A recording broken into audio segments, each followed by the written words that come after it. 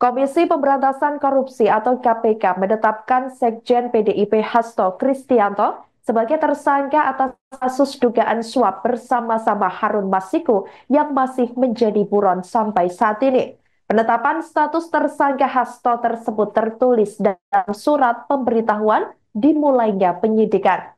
Dalam surat pemberitahuan yang diterima oleh Tribun Network pada Selasa 24 Desember 2024, penetapan Hasto Kristianto dilakukan setelah ekspos perkara pada Jumat 20 Desember 2024 lalu atau setelah pimpinan baru KPK mengucapkan sumpah jabatan di hadapan Presiden RI Prabowo Subianto.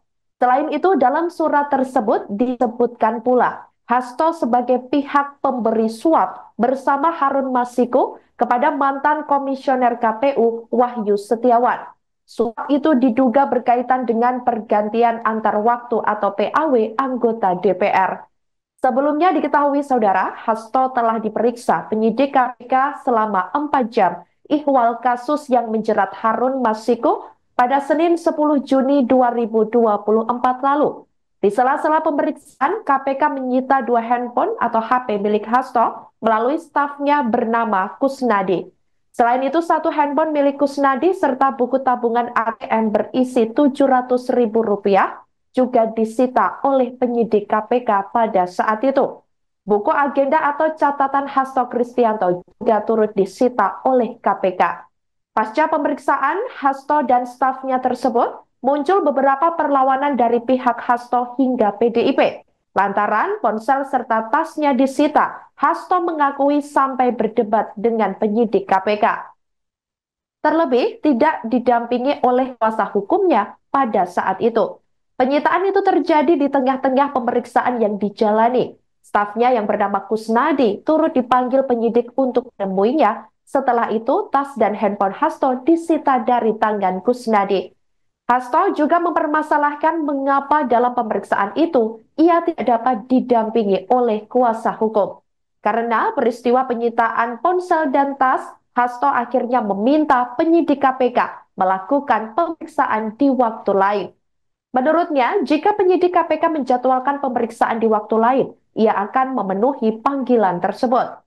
Seusai pemeriksaan, Hasto mengakui sempat merasa kedinginan di ruang penyidik KPK. Hasto mengatakan dirinya sempat merasakan kedinginan di ruang pemeriksaan KPK tersebut.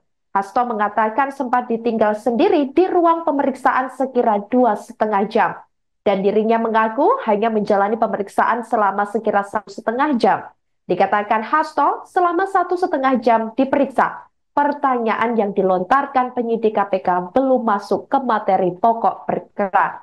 Kuasa hukum Sekretaris Jenderal PDIP Hasto Kristianto tersebut, yakni Roni Talapesi, sebelumnya juga mengatakan akan melaporkan 3 penyidik KPK buntut penyitaan barang-barang milik Hasto. Alasan lainnya juga lantaran melakukan penggeledahan terhadap Hasto dan stafnya bernama Kusnadi.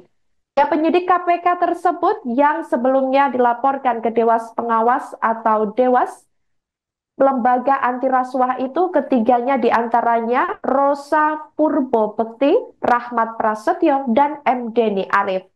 Sampai berita ini ditayangkan pada Selasa 24 Desember 2024, kira pukul 09.00 waktu Indonesia Barat, Tribun Network masih terus mencari informasi terkait perkembangan kasus tersebut terhadap pihak KPK maupun PDI Perjuangan.